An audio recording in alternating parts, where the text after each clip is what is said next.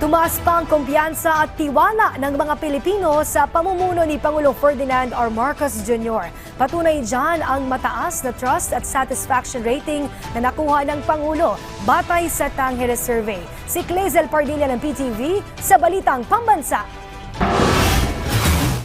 Tumaas pa ang bilang ng mga Pilipinong may tiwala kay Pangulong Ferdinand R. Marcos Jr. Batay sa pinakabagong Tangere Survey, sumampa sa 60.1% ang trust ratings ng punong ehekutibo ngayong Disyembre mula sa 59.6% noong Nobyembre.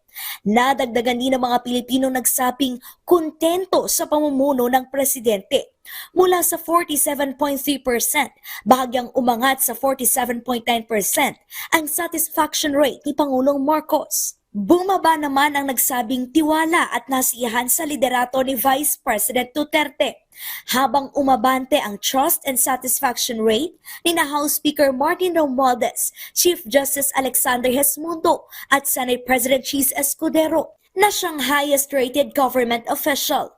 Umabot sa 61.5% at 52.7% ang bilang ng mga Pilipinong nagsabi na may tiwala at nasiyahan sa serbisyo ni Escudero.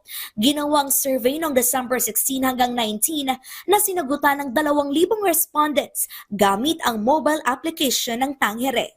Mula sa PTV Manila, Clazel Pardilla, Balitang Pambansa.